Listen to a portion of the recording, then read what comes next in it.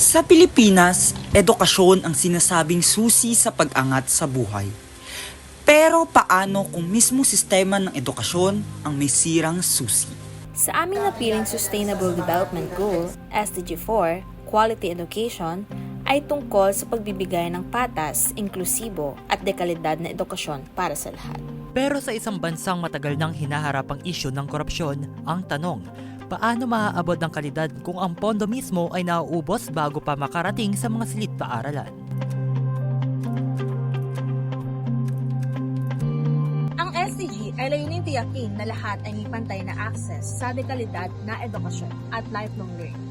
Hindi ito tungkol sa pagpasok sa eskwela, kundi pati sa kalidad ng pagtuturo, sapat na pasilidad, at pantay na oportunidad para sa lahat. Sa Pilipinas, ayon sa datos ng UNPD Philippines, mahigit 1.2 milyong kabataan pa rin ang hindi nakakakuha ng basic education dahil sa kakulangan ng pasilidad, kahirapan at minsan sa maling paggamit ng pondo. Ang edukasyon ay pundasyon ng kaunlaran. Pero kung may korupsyon sa sistema ng pang-edukasyon, nawawala ang oportunidad ng libu-libong kabataang Pilipino.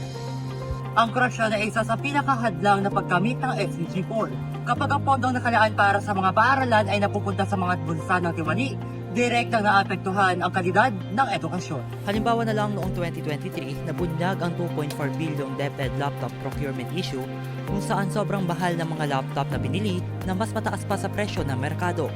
Ang perang ito sana ay makakatulong sa mga guro at estudyante noong pandemya. Bukod sa maling paggamit ng mga pondo, may nepotismo at palakasan din sa mga posisyon at proyekto. Kapag ang oportunidad ay napupunta hindi dahil sa galing, kundi dahil sa koneksyon, bumababa ang moral ng mga guro at estudyante. Sa taong 2026, I think, around 3 billion lang yung mabibigay sa atin mula sa proposed budget na 12 plus billion. So, nakikita natin na sobrang kulang at hindi nakakasapat yung pondo na yun para sa mga pasilidad. Yung facilities namin, hindi rin sapat. Hindi kaya ng isang parang section na magkasya sa isang room or laboratory room. So, nagsisiksikan kami ganon. Tapos yung mga equipments namin talagang sobrang luma na. Before, sobrang hirap din makahanap ng mga room sa main building kasi punuan. So, hindi kami nakakapag-full face-to-face sa mga minor kahit may memo from OVPAA. So, ganun siya kalala. Kapag mababang budget, mababang quality. Sa PUP, kitang-kita ang epekto ng kakulangan sa pondo. Madalas, kulang sa ikuan, sirang ventilador at sobrang dami ng estudyante sa isang class.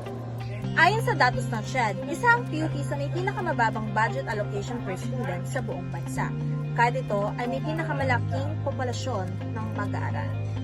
Bukod pa rito, may mga issue ng administratibo, mabagal na proseso, kulang sa transparency at minsan, hindi pantay na paglalaan ng resources. Sa ganitong kalagayan, mahirap maabot ang layunin ng SDG 4, ang pagbibigay din ng inklusibo at dekalidad na edukasyon para sa lahat.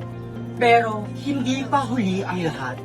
May mga paraan para supuin ang korupsyon at itaguyod ang dekalidad na edukasyon. Una, dapat palakasin ang transparency at accountability sa mga mag-aaral. Ipabilis sa publiko ang proyekto at pondo upang makita ng lahat kung saan napupunta ang budget. Pangalawa, gamitin natin ang boses ng kabataan. Bilang tayo mga estudyante, pwede rin tayo maging papanuri, magtanong at magbantay sa mga isyong pang-edukasyon. Kung gusto natin makamit ang layunin ng SDG 4, dapat natin simulan sa loob ng ating paaralan, sa katapatan, malasakit at pagkilos.